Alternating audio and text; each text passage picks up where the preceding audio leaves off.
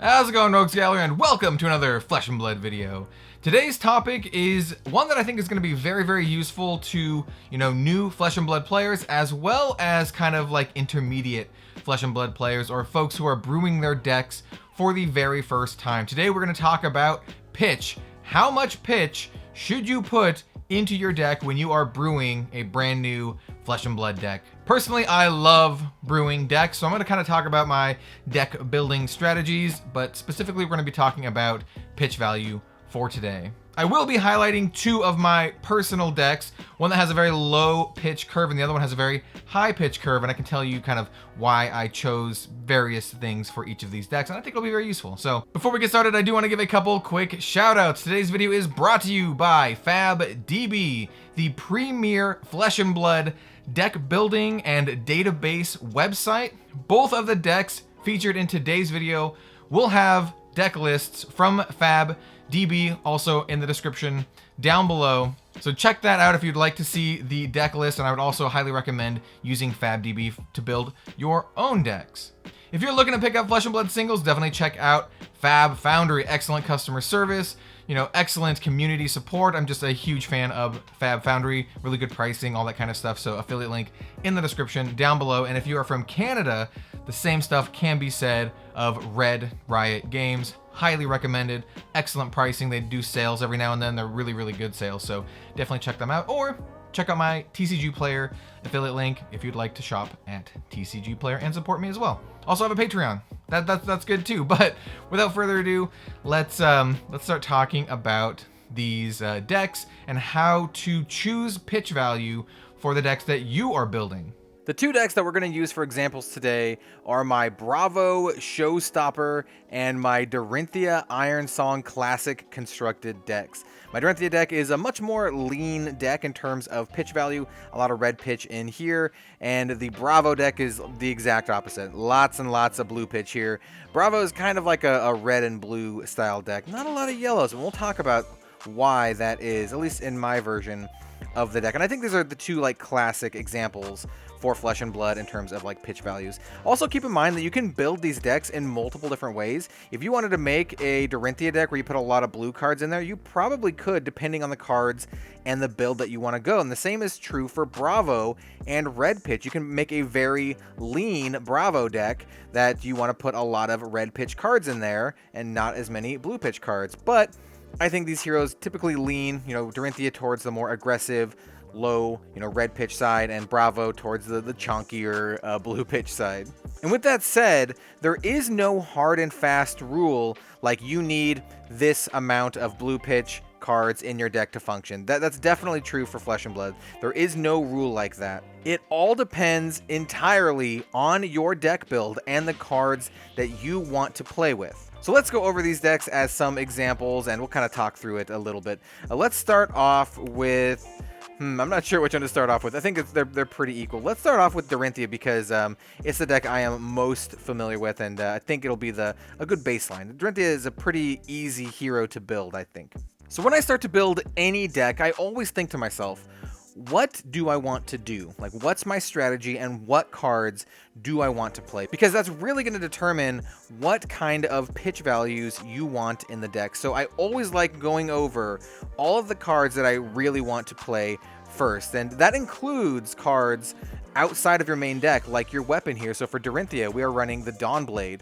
And the Dawnblade itself, if we can get this in better focus. The Dawnblade only costs 1 resource to attack. So we know if we want to attack with our Dawnblade, it's not going to cost that much to attack with, especially if we want to attack with it multiple times. Dorinthea herself does not have any abilities on her card that actually costs any resources. So here we just have resources for Dawnblade. So my strategy in going into this deck build was I want to attack with Dawnblade as many times as I can, supplementing that with cards that pump Dawnblade or are very good attack actions to play alongside Dawnblade. With that said, I want to attack with Dawnblade as many times as I can, so 1 or 2 times. So I basically want, at least 2 resources at the ready every single turn. This is before I even put any cards in the deck. I know that I want to have at least 2 resources at the ready so I can attack with Dawnblade twice if I can. Our other equipments can also factor in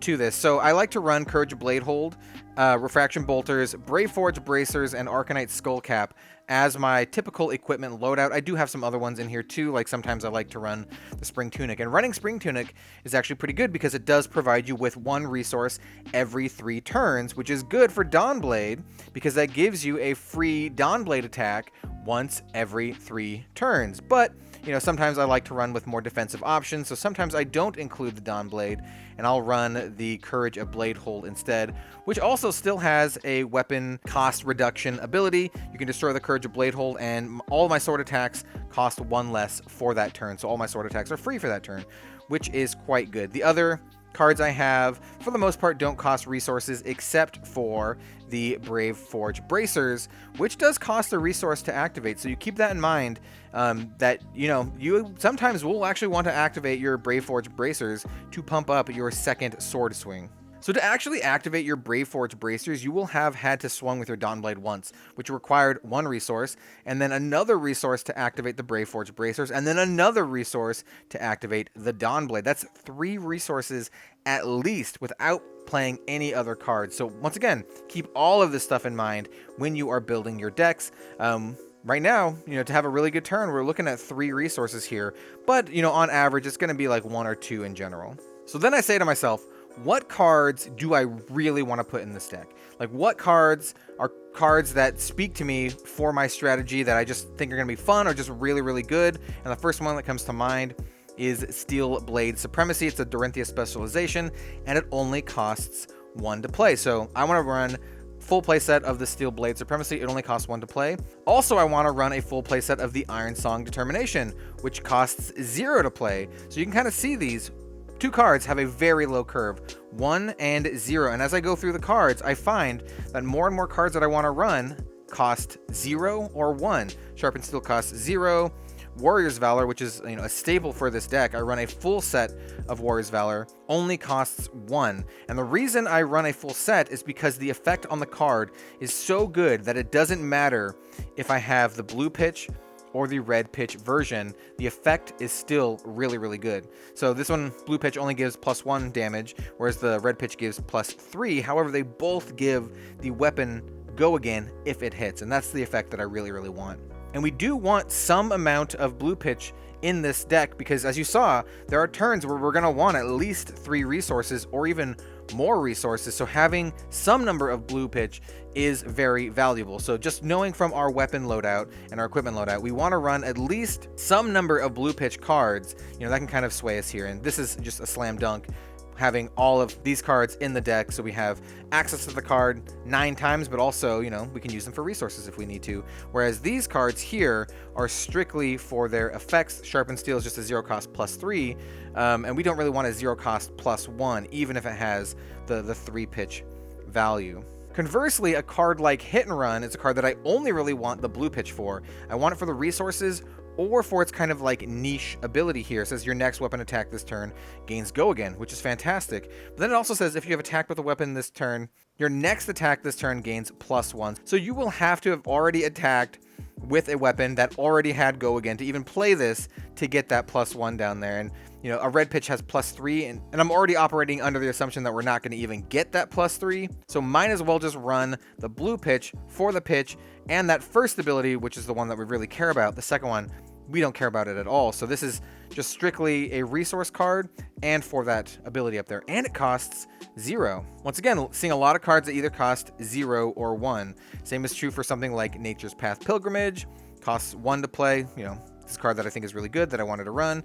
And same with Spoils of War. Only costs 1 to play. Just a card that I really wanted to play. And then as I build up the deck, must-have cards like Glint the Quicksilver only cost 0. Same with Singing Steelblade, only costing 1. And as you kind of fill out your deck with cards that you know you want to play, you can kind of get an average of what the cost of all of these cards are going to be. And if you're using a website like FAB it'll actually give you a lowdown, you know, a graph of all of your pitch values, as well as also a graph of the cost of all of the cards in your deck. And so I'm not going to linger too much here. I think you kind of get the idea. I just pick all the cards that I wanted to run, especially cards like Enlightened Strike costs 0, Flock of the Featherwalkers costs only 1. Cards like Flock of the Featherwalkers are really good because they synergize with other cards in the deck because it wants us to reveal a card from our hand with cost 1 or less. And since every card in the deck already does that, cost 1 or less, then we can, adjust that accordingly. And because all the cards that we want to play cost 1 or less, we don't really have to focus very much on yellow or blue pitch cards to get the maximum effect out of the cards that we really want to play. Another way to think about it is, how much resources do I want on my turn for it to be an effective turn while still being able to play cards? So for Dorinthea, I want to at least pump up Dawnblade somehow, giving it go again, pumping its damage, and then also attacking with Dawnblade. So usually I want between 2 or 3 resources, on average on any given turn to have what I would consider like a really good, successful turn. Some turns might require less, some turns might require more, but on average, I would say I want between 2 and 3 resources. That's honestly not very much at all, especially when compared to the Bravo deck. And because of that, I only run about 15-ish blue pitch cards main deck, which is about half as much as the Bravo deck. And now I'd like to note that just playing the deck a whole bunch will really give you an idea if you have enough resources or not enough resources. Just playing a bunch, you can kind of feel like, oh, maybe I need more resources. And then I would go through the deck and then pick cards that you're like, oh, maybe I don't need those cards in, or maybe I can add more cards in. So for example, in my deck, I felt that I needed more blue pitch cards because I wanted more turns where I could play 3 resources worth of cards, maybe with just 1 pitch. So I added stuff like this blue Iron Song Response, which is by itself pretty decent, but as a pitch card, also pretty good. And so for the Iron Song Response in particular, I run a full play set because I like the red, the yellow, and the blue pitch for this card. But other cards like Razor Reflex, I really only want for its effect, and the blue pitch card is highly underwhelming, especially because it costs a resource to play by itself. So to summarize on the Dorinthea deck, just kind of look at what your game plan is. What do you want to do with your deck? Dorinthea, I want to attack many times with my weapon. Weapon itself doesn't cost that much to attack, and a lot of the cards that pump the weapon don't actually cost that much either. So I want a pretty low curve, and the cards that I do put in here that are blue pitch are very, very effective. So, if I have to use them for the effect, they're still good, like Glint the Quicksilver, as well as like blue pitch Iron Song Response, not costing us any resources. Or cards like Hit and Run, where I don't really intend on using the second effect anyway. So now let's talk about my Bravo deck, which is in many ways the opposite of that Dorinthea deck. That Dorinthea deck wants to attack multiple times with their weapon in one turn.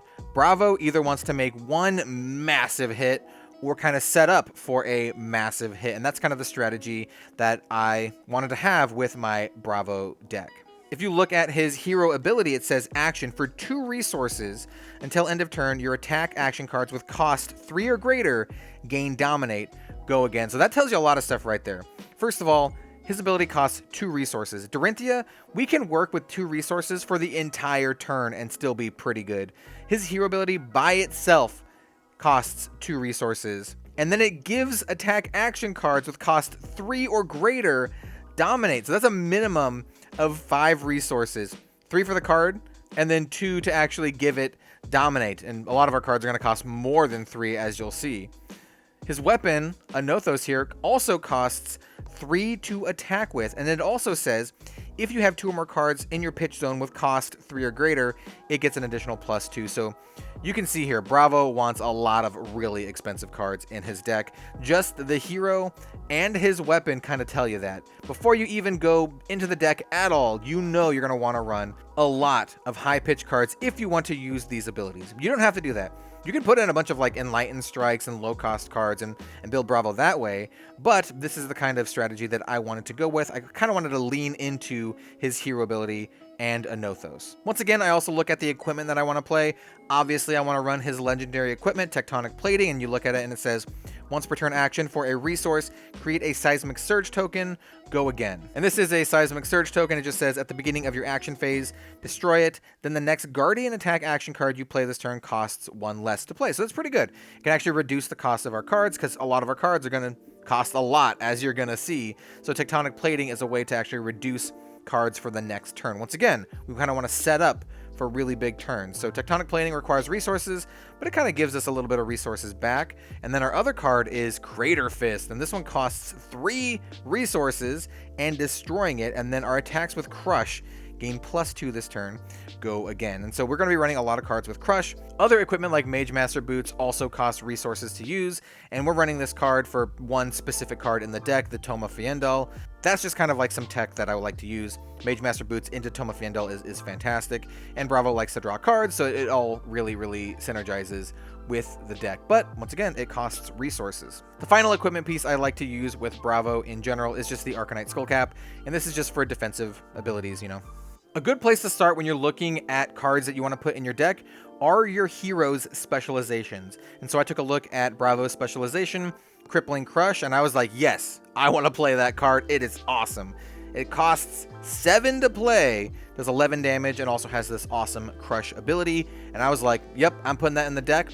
Cost of 7, which means that's a lot, man. That's a lot. We're going to want to have a lot of blue pitch cards, especially if we want to use our Bravo hero ability, which costs 2, into the 7. That is 9. That means without any shenanigans, you need 3 blue pitch cards to play Bravo's ability and then play Crippling Crush for 9. So that's 3 blue pitch cards for 9 resources to activate Bravo's ability and then Crippling Crush, which is amazing, by the way. Giving Crippling Crush Dominate, oh man, that's a big deal, man. And so that's kind of the game plan here. You know, I saw Bravo, saw my very handsome man Bravo, saw this Crippling Crush, and I was like, yep, that's what I want to do. I want to punch people really hard. And then you start looking at other cards you want to run, like this Spinal Crush, which is, once again, costs 5 to play. And we're not going to beat around the bush here too much. You basically just look at the cards that you really want in the deck, and then from there you can kind of adjust how much blue pitch you want. I also want to run Cranial Crush, which is a blue pitch in itself, which is really good, and just a very good Guardian card in general. Cards like Mangle, which only costs 4 but has an attack of 8, and also has a pretty useful ability, is one that I just really wanted to put in the deck. And then cards after that, cards like Buckling Blow, are cards that synergize with our theme, but they are blue pitch instead of red pitch, because we just really need as many viable blue pitch cards as possible. So for this, an example, I have Buckling Blow blue pitch, Cartilage Crush blue pitch, I have a single Debilitate blue pitch, just for its effect. I have 3 red pitch disabled because attack of 9 for a cost of 5 is quite good, and the ability is also pretty good, kind of hosing over your opponent's arsenal. But we're also running the blue pitch versions of disable as well, because this is a good card and we want to use it for both, you know, pitch value and the the heavy hitting value. Since our game plan is to go big and also survive to the long game, cards like Last Ditch Effort are fantastic. Blue pitch, but also really heavy hitting at the end of the game. Cards like Showtime are also, you know, just blue pitch. I gotta get all of the foiling in here because this card's beautiful, and I made a point to get all foil Showtimes here. Just a card that we want to constantly have, and then, you know, pitching it or using it for its ability is just fantastic. And you know, that's true for a lot of the cards in here. They have really good abilities, but we're running the blue pitch versions of them because we really need that resource. So Towering Titan, one of these effects, costs 9 to play. Once again, you look at the cost of your cards and you see, like, oh, I want to put a lot of blue pitch cards because I have cards that cost 9 in the deck. Blessing of Deliverance, just kind of a good way to replace itself and gain some life, and, you know, also got that blue pitch value. Pummel's a card that we want for its effect, so we are running the red pitch versions, but we're also running a blue pitch version as well, so we can pitch it. But these ones we want to run, you know, because we want that massive 4 attack. And the same is true for the rest of the deck. So cards like Sink Below, we only want it for its ability. The blue pitch version is not good. We want the red pitch because we need that 4 defense. The blue pitch only has 2 defense. Same is true for Fate Foreseen, another defense reaction that costs 0, but we really just want it for that 4 defense. The blue pitch version it's kind of useless to us. Unmovable, we just really need that blue pitch version, and the defense isn't that low on the blue pitch, so we just run blue pitch unmovable. Staunch Response is kind of the opposite. We want the red pitch because we want that massive 7 defense.